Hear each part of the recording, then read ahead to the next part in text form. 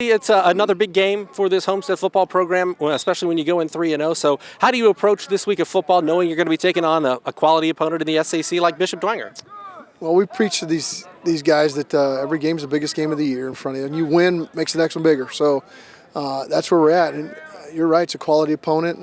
Friday night, weather looks like it's going to be good, so it's going to be fun. When you take a look at this Homestead team, obviously off to a 3-0 start, what are you guys doing well that you're looking to roll over here into Week 4? Well, defensively, we've done some good things. I feel like the defense has been coming around and getting a little bit better each week, and so we've been pleased on that side. Offensively, they've done the same thing too. There's some really good bright spots that we like, and then of course there's things we always need to work on. And so the emphasis this week is just to be very detailed in all the little things, alignments, eye discipline, things like that we've been really focused on. What did you guys learn from last week? Because it was the first two games were games where you scored quite a lot of points, and last week you guys were down at half. To be able to, have the intestinal fortitude to pull it out in the second half, what did you learn about your team, and how much of a learning experience can that be going forward?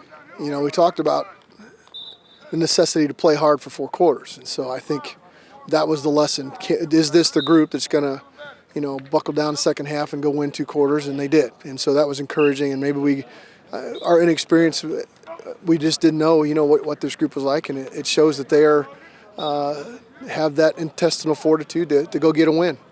What are your biggest concerns against this Bishop Dwenger club? Year in and year out, well coached, well disciplined football team. Yeah, that's it. They don't beat themselves. They don't turn the ball over. They tackle well. They block well. All the little things that every coach is preaching about, they do well. So for us to be successful, we've got to play a similar fashion. And so that's what concerns us, is that they are just a well-rounded football team, and we got to play well in all phases to be successful. A final question, what are you most looking forward to about this? It's going to be a big game, and as you mentioned, the more games you win, the bigger the games get. Yeah, it's, I tell these guys all the time, it's just a privilege to play on Friday night. You walk out here in the fall on a Friday, just enjoy it. And the fact that it's Dwenger, and it's, that makes it even more enjoyable, and the opportunity to go test ourselves against a quality opponent, and our kids are looking forward to it. I'm a defensive player, so I'm going to look at it from a defensive standpoint first. We got some young guys that I said at the beginning of the season are going to step up and fill their role. Yeah, people were going to doubt us, but, we're just going to play through it. Offensively, we're moving the ball. What else can I say?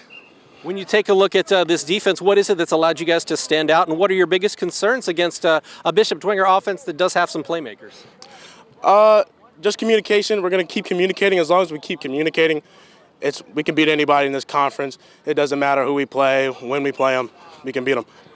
As far as the magnitude of this game, you're talking about this is an SAC championship type level game. So approaching a game of this magnitude, what's the attitude of this Homestead team? Confident. We're confident we can beat them. They're a very technically sound team, but we're more technically sound. That's how I see it.